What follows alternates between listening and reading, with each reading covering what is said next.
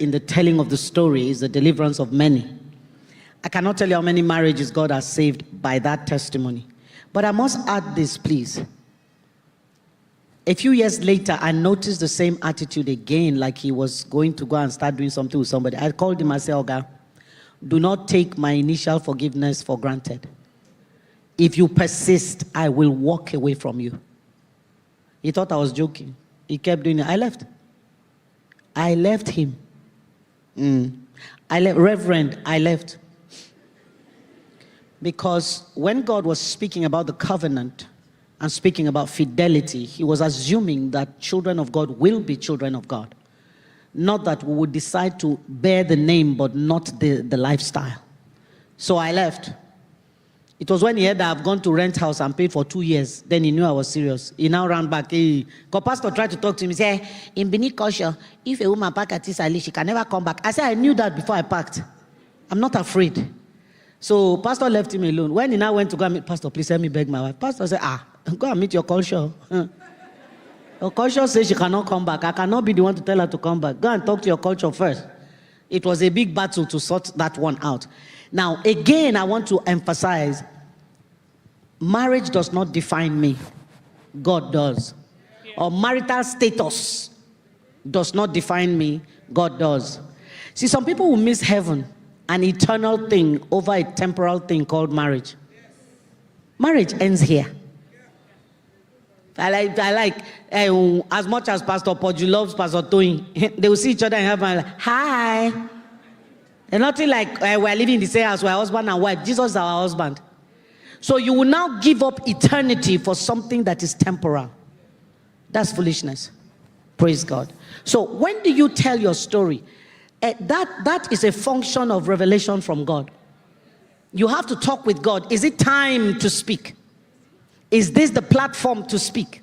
Now, with my husband, I had to say to him, I need to talk about these things. He said, if it will save one more marriage, go ahead.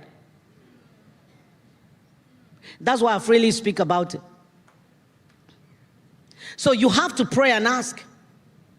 Somebody said to me, I've been divorced for some years. I know that God has sent me to divorced people. They've been coming from behind, but I don't know if it is time to begin to talk about it. I said, ask the Lord. This is the place of intimacy with God now. Because for everybody, the answer won't be the same. There are people that God will say, no matter what happens, stay in your marriage. And there are people that God will say, run. Because now person where they are alive, now they marry.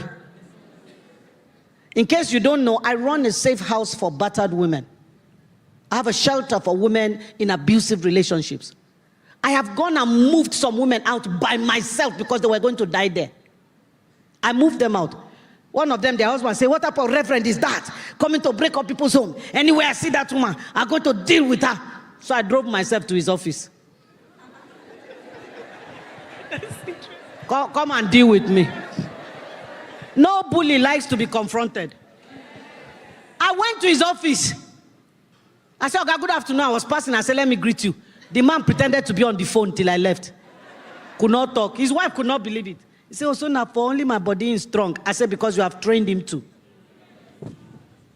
One time when I began to put my foot down over some of the things my husband was doing, he was angry. He went to my first daughter. What's wrong with your mother? She's destabilizing the home. Is this not how I've always been? My daughter said to him, Daddy, the little girl you married has become a full-grown woman. So you need to rise up to meet her where she is. He said, anyway, a man would treat his wife the way she trains him to.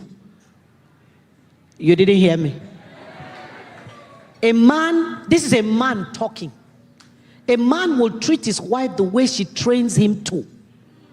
So when he didn't have a job and you were paying all the bills, and he now has a job, you are still paying all the bills, and you are crying, you have trained him to use you as a beast of burden. Stop complaining. When he slapped you the first time and you sat down there saying, the Lord said I should be patient. He slapped you the second time and it was a mistake. Then he pummeled you the third time. He says, my cross, you have trained him. Hello. It's Basbos this afternoon. Because I'm tired of women dying unnecessarily. If not dying physically, dying essentially. You have trained him. You better read. That's why I told you God gave us retraining. The brain is retrainable. You better retrain him. You say, how can I retrain him? If I don't pay the rent, they'll throw us out. Go and look for another house. Don't tell him, pay the rent, then move your children and yourself. Let him come back to an empty house. Change your phone number. Let him look for you, look for you. You tell him, you want to be with us? This is the cost of the rent. Pay it, then come and join us. That's retraining. Not we're going around, he refused to pay the children's school fee, and I'm suffering. Is it your father's name they are bearing? Is it not his father's name? Leave them in the house, teach them at home. It's not everybody that went to school. Abiola almost became your president. He never entered school before. The only lecturer in Harvard who never stepped into a school, a stark illiterate, is a Nigerian woman.